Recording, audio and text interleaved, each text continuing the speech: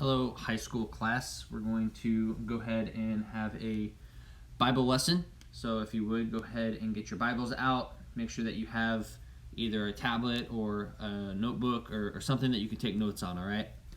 Just a reminder that this week we're going to have a couple of lectures out of Bible. You all are going to need to turn in the notes that you took from those lectures at the end of the week as homework. That way I know that you listened and were paying attention. So please be thorough. Please make sure that the information you have is legible. That means that I can actually read your writing and make sure that it's good biblical material that we go over, all right? So go ahead and get your Bibles and open up to the book of 1 Samuel, and we're going to be in chapter 17, 1 Samuel chapter 17. You should be able to see my screen here. I have some notes written down. We're going to be going over the life of David this week. That's kind of what we were in the middle of discussing when school left off. And so I want to do just a little bit of review, and then we'll talk about a couple of the highlight stories in David's life. We're not going to go through every single chapter that David's in, verse by verse or anything. We don't really have time for that. But I do want to talk about some of the highlights of David's life, some of his, well, really we're going to be looking at probably one of his greatest victories and one of his greatest mistakes in the lesson today. We're going to be looking at both of those together, and then we're going to make a couple of observations that we can learn from those. So in 1 Samuel chapter 17, we can see David kind of enter into the scene. You have to understand that David at this point is not a king. David at this point is just really a shepherd boy. He's not, this big, strong man that everyone looks up to. He's just kind of a teenager, watches the sheep. He's got a bunch of brothers. He's kind of the runt of the litter, really. There's not a whole lot of glory connected with the name of David at this point. Saul is still king over Israel, but you got to remember that later on, Saul is going to sin against God by making a sacrifice instead of waiting for Samuel, and because of that, he is going to be basically kicked off the throne, and God is going to elect a man after God's own heart, who will end up being David. So in chapter 17, we can kind of get an insight into really the heart of David, even though he's young. And so we can see in chapter 17 and verse 1, it says, "Now the Philistines gathered together their armies to battle, and were gathered together at Shoco, which belongeth to Judah, and pitched between Shoco and Azekah in Ephes Dammim. And Saul and the men of Israel were gathered together and pitched in the valley of Elah, and they set battle in array against the Philistines." So here we have conflict between the nation of Israel and the Philistines. Go figure. These two were always fighting with each other. The Philistines seem to be kind of a constant enemy to Israel. But this is a little bit different. Instead of just an all-out, war, bloodshed, everything, all-out attack on each other, something different was happening. Verse 4, "And there went out a champion out of the camp of the Philistines named Goliath of Gath, whose height was 6 cubits and a span. And he had an helmet of brass upon his head, and he was armed with a coat of mail, and the weight of the coat was 5,000 shekels of brass." So Goliath is about 9.5 feet tall. So for perspective, try to imagine someone who's about 6 feet, cut them in half, put them on top of each other, and then add another 6 inches, all right? That's pretty tall. Personally, I would not want to fight someone who was 9.5 feet tall. I would probably get wrecked. But that's the same mindset that pretty much all of Israel has, because he's coming out every day. It says that his staff of his spear was like a weaver's beam, and his spear's head weighed 600 shekels of iron. And one bearing a shield went before him, and he stood and cried unto the armies of Israel, and said unto them, Why are ye come out to set your battle in array? Am not I a Philistine, and ye servants to Saul? Choose you a man for you, and let him come down to me. If he be able to fight with me, and to kill me, then will be your servants. But if I prevail against him and kill him, then shall ye be our servants, and serve us. So Goliath is offering a challenge here. He's the champion of the Philistines, probably the biggest, baddest soldier that they have. And so their bright idea is, hey, instead of having this all-out war where everyone's attacking everyone, there's a lot of death, we want servants. So you send out your best warrior, and you fight me. And if you guys win, we'll be your servants. And if we win, then you have to be our servants. So strangely, actually kind of a civil reaction to war here. They're like, okay, well, let's try and find a simple solution to this. But I think really it's because Goliath thought he was going to win, and then they were going to have a bunch of servants. So we see verse 12. Now David was the son of that Ephrathite of Bethlehem, Judah, whose name was Jesse. And he had 8 sons, and the man went among men for an old man in the days of Saul. And he had, and the 3 eldest sons of Jesse went and followed Saul to the battle, and the names of the 3 sons that went into battle were Eliab, the firstborn, and next unto him Abinadab, and the third Shammah. And David was the youngest. So again, kind of the runt of the litter. But he was the youngest, and he the 3 eldest followed Saul, but David went and returned from Saul to feed his father's sheep at Bethlehem. So kind of a pipsqueak, sent him back to home, let him take care of the animals, and let the older brothers do the fighting. And the Philistine drew near morning and evening and presented himself 40 days. Verse 17. And Jesse said unto David his son, Take now for thy brethren an ephah of this parched corn and these 10 loaves, and run to the camp to thy brethren, and carry these 10 cheeses unto the captain of their 1,000. And they took, and look how thy brethren fare, and take their pledge. Now Saul and they and all the men of Israel were in the valley of Elah fighting with the Philistines. So to kind of set the scene here, you have his 3 brothers in the Israelite camp with Saul, and every single day Goliath is coming out and he's taunting them, and he's taunting their God. And Jesse doesn't really know this is going on. He just knows that his oldest sons are at war, so he sends David, gives him a bunch of food, cheese and corn. And if you watch the VeggieTales version, then it's like a pepperoni pizza or something like that. But that's ludicrous. They didn't have that in that day. But he sends David to basically take these food to his older brothers and see how they're doing. You know, see if they have any injuries, see if they need anything, see if they're crying because they miss home. Just take care of their needs, okay? And so David rose up early in the morning. He left the sheep. Long story short, he makes the journey.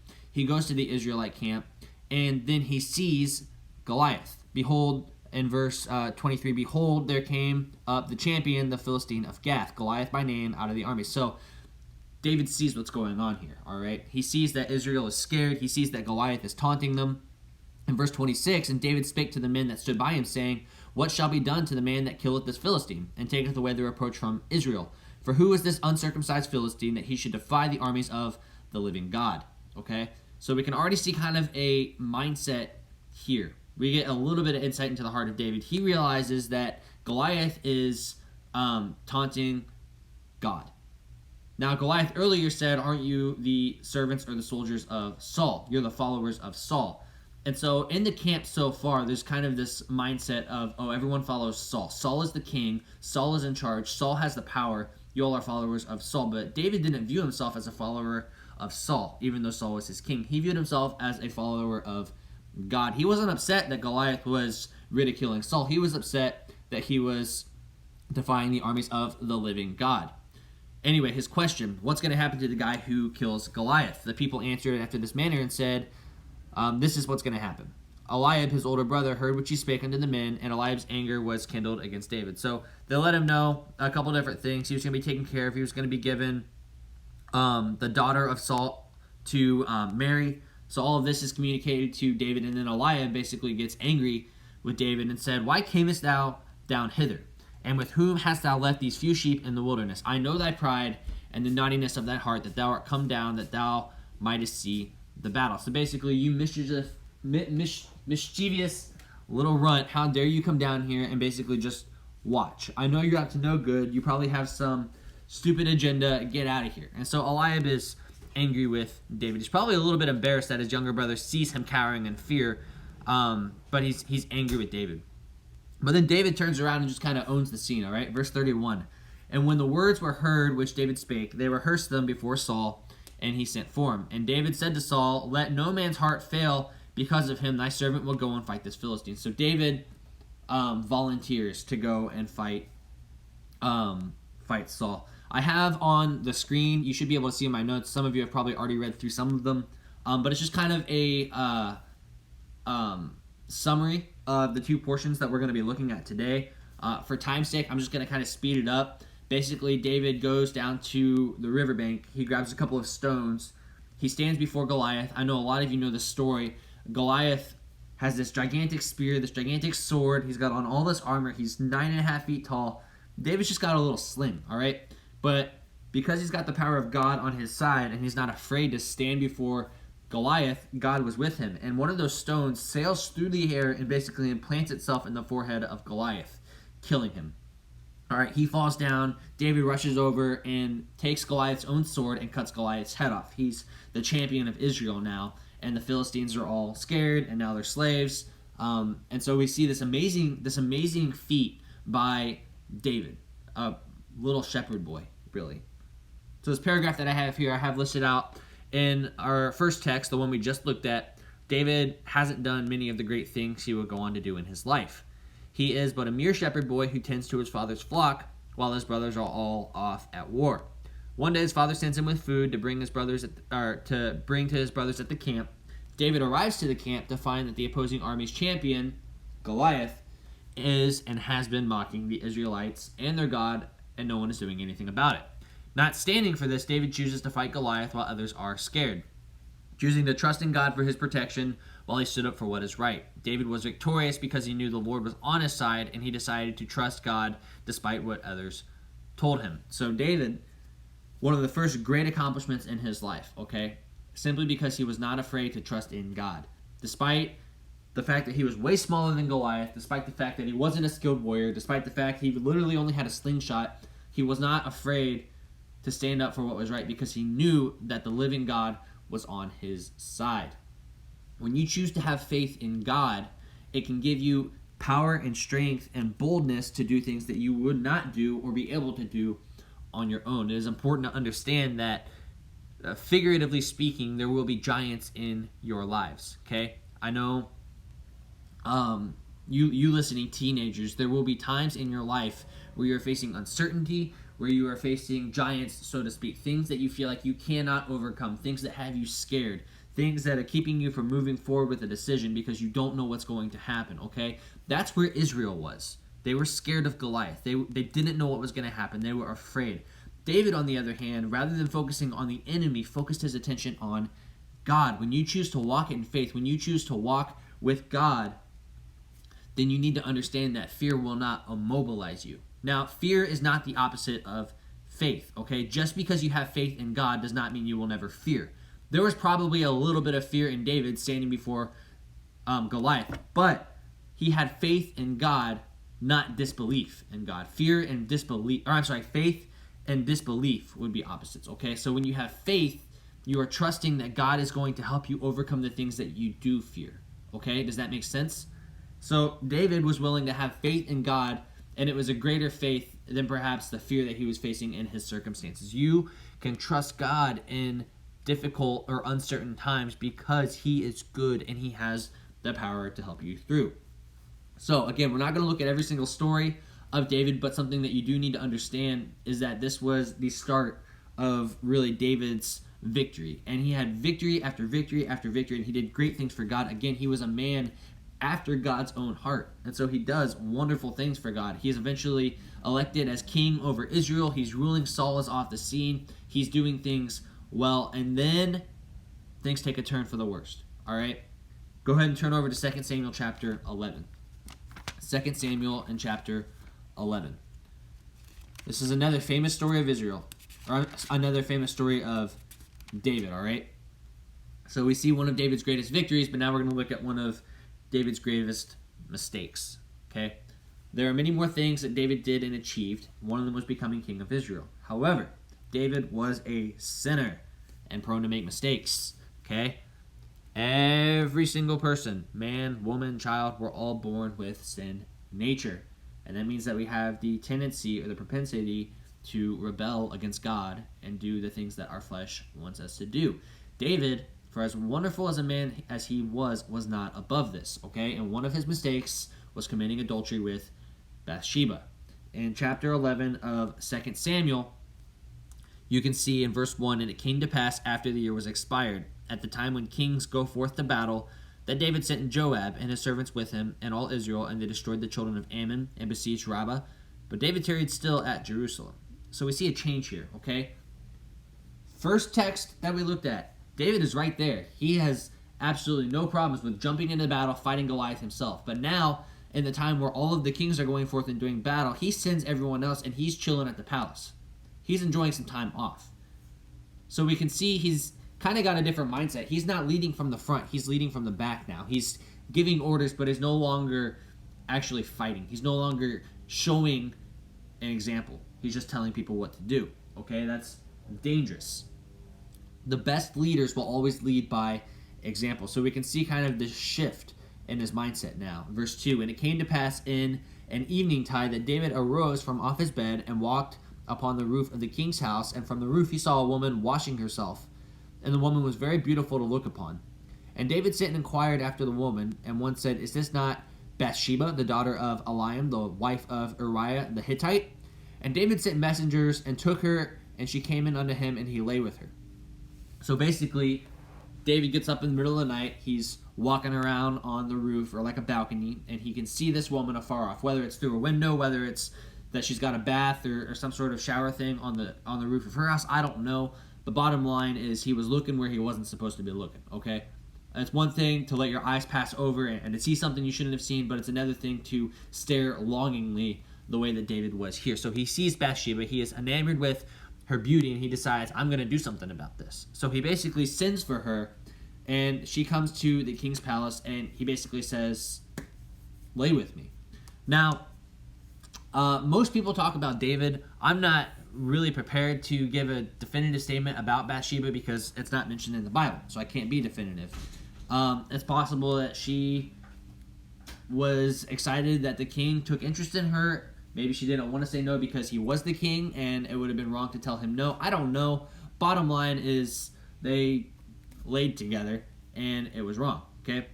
David immediately tries to cover this up. So in verse 6, David sent to Joab, who again, he sent in his place. He's leading the army. And he says, send me Uriah the Hittite. And Joab sent Uriah to David. So he basically sends to the leader of the army and says, hey, send Bathsheba's husband. I want to talk to him. So Uriah comes back, and David demanded of him how Joab did, and how the people did, and how the war prospered. So he basically just asked him to give a report. And David said unto Uriah, go down to thy house, and wash thy feet. And Uriah departed out of the king's house, and there followed him a mess of meat from the king, and Uriah slept at the door. I forgot to mention this. In verse 5, Bathsheba got pregnant, okay? And so now David realizes, I need to fix this. I need to do something. Otherwise, Uriah's going to come back from war. He's going to find out. He's going to know it wasn't him. He's going to get suspicious, and somehow this is going to get back to me. So that's what David's trying to cover up right now. So he sends for Uriah because he wants Uriah to come, go to his own house, sleep with his wife, and that way, because she's pregnant, Uriah will just think that the child is his. It's like a soap opera or something like that, all right? So in verse 10, and when they had told David, saying, Uriah went not unto his house, David said unto Uriah, camest thou not from thy journey, and thou didst not go to thine own house? And Uriah said unto David, the ark and Israel and Judah abide in tents, and my lord Joab and the servants of my lord are encamped in the open fields. Shall I then go into my own house to eat and to drink and to lie with my wife? As thou livest and as my soul liveth, I will not do this thing. So we see this incredible integrity that Uriah has, way more than David. Honestly, when David heard this, it was probably like a punch into his soul, because here Uriah, he's basically saying, listen, the ark of God, Joab, who's my captain, all of the Israelites, they're sleeping in the field right now. They're in tents. It's not right of me to be able to come home and enjoy a hot meal and an evening with my wife. That's not right. So he just slept in the street. And so David said to Uriah, tarry here today also, and tomorrow I will let thee depart. So David's like, all right, I'm going to fix this. All right, I'm going to do something. So Uriah abode in Jerusalem in that day and morrow, and basically David gets him drunk. Invites him over to a party, gets him drunk because, hey, drunk people don't make smart decisions. So he's not going to be able to think logically enough to know he needs to sleep in the street. He's going to go home. He's going to spend the night with his wife, and everything will be okay. And when David called him, he did eat and drink before him, and he made him drunk, and even went out to lie on his bed in the servants of the Lord, but he went not down to his house. So even drunk, Uriah had more integrity in this moment than David did. Because here, Uriah doesn't want to sleep in his own bed because the entire nation of Israel is encamped in a field at war. And David has been living his cush life in the palace, sleeping with someone else's wife. So David is not doing right here. And so bottom line is David says, all right, then my only other option is I have to get rid of Uriah. So he sent a letter to Joab and basically said, put Uriah on the front lines and then have everyone else pull back. So it's basically murder at this point, because there's no way Uriah is going to be able to take on the entire army by himself. And so Uriah is killed. David thinks, all right, that's it. I'm in the clear. Except that God has these amazing people called prophets who God can give them information that most people do not have. And so Nathan would be the current prophet, and he approaches David in chapter 12 and basically gives him this story. All right, so Nathan the prophet approaches David. David thinks, all right, no one knows what happened except for Joab, maybe Bathsheba. She might be a little suspicious, but bottom line, no one knows that I had Uriah killed. Okay, I'm in the clear. Nathan shows up to David and gives him this story and basically says, you have two people. They're neighbors, all right? One neighbor is very rich, and he has a lot of sheep. He has, like, more sheep than you could possibly want. Like, he's set for life as far as sheep go, all right? But then there is another neighbor who, he only has one, okay? He has one little lamb. That's it. Verse 3 of chapter 12 says, but the poor man had nothing save one little ewe lamb, all right? Which he had bought and nourished up, and it grew together with him and with his children, and did eat of his own meat and drink of his own cup. So this isn't the type that you would just, like, feed and then eventually want to kill. Like, this has been adopted into the family. They love this sheep. I think of, like, those people who have, like, little tiny dogs that they treat like their own children, and they love those dogs. That's basically the way this person is with this lamb, all right? It's, like, got a place at the table. It's probably got, like, bunk beds with his children. Like, this lamb is living a cush life. Now, it just so happens that the rich man is having company. And customarily, when you have company, you feed them. And so he's like, well, I got to go kill a lamb for my company that's come over, but I don't really want to kill any of mine. Even though I have a bunch of sheep, I don't want to kill them. And this is all the story that Nathan is telling David right now. And so Nathan is telling this to David, and David's like, oh, man, this is a good story. Yeah, you're a good storyteller. And Nathan's like, yes, but listen. And so the rich man goes over to the poor man's house, takes his little lamb, Mr. Fluffles, and kills it and feeds it to his guest. And David hears this and he goes berserk. He's so angry. He's like, how could someone who already has so much take from someone who had next to nothing? Who is this man? I'm going to kill this man. He's going to have to pay back everything that he did. And then David hears what I think are some of the most powerful words in the Bible. Because Nathan just turns to him in verse 7, and Nathan said to David, thou art the man. Whew! I'm sorry, but I hear that and I'm like, I can feel David's gut just like drop to the floor. Because here he is so angry, basically saying this guy is going to pay for what he did. And Nathan says, I'm talking about you. You have all of these riches. You have this palace. You have everything that you could possibly ever want. And yet you killed Uriah so that you could have his wife. What is wrong with you?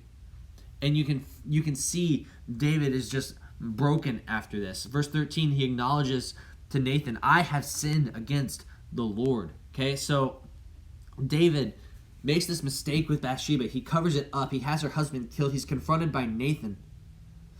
I'm sorry, but one of the questions that I have to ask myself is how in the world could a man who has been used by God to do such incredible things do something so wrong? I mean, he's King David, right?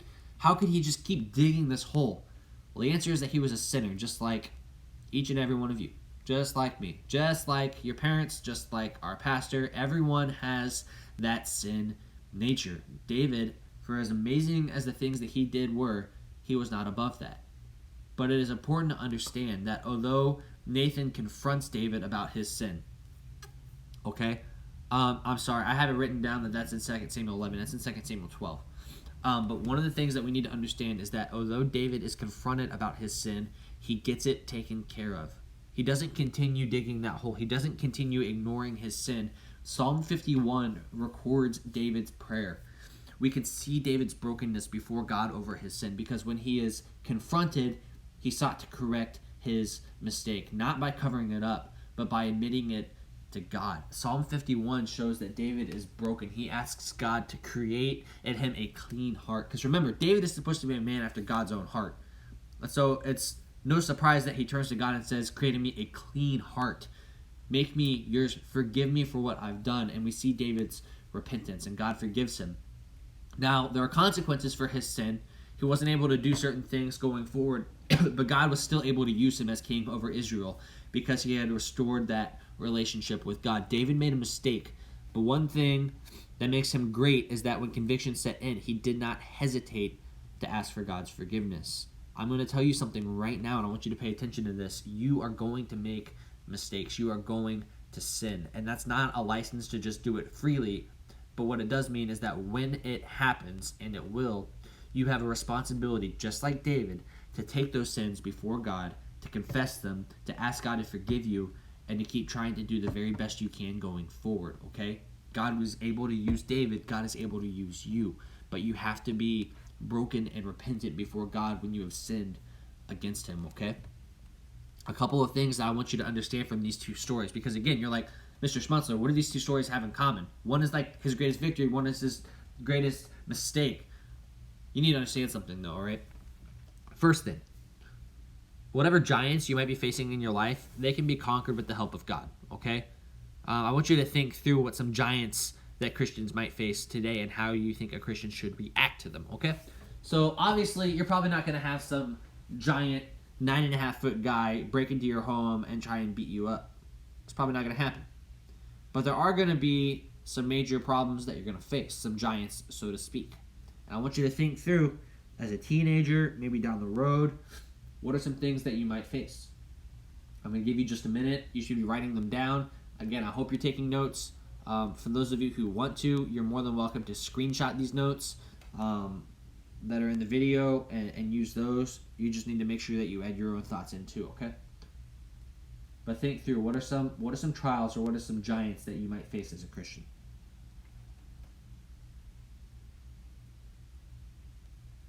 And then the second thing, when confronted or convicted about sin, how should a Christian respond? Well, nice and easy, with repentance, with confession, asking God to forgive you for what you've done, okay? So even though you'll have victories in your life if you're serving God, you're also going to make mistakes. And it's important that when you make those mistakes that you get them taken care of before God so that you can be forgiven. Number 3, no matter how great a man or woman is, there will still be problems in their life because of a propensity to sin. Just because you are a Christian does not mean that you are above your sin nature. You are still going to struggle, okay? It's not like you're saved and you never sin again. Those desires are there as long as we are on this earth. And so you need to understand that because of this nature, you are not naturally going to serve God. But you can be used by God if you are willing. Just because you're a Christian doesn't mean you're just going to automatically do great things for God.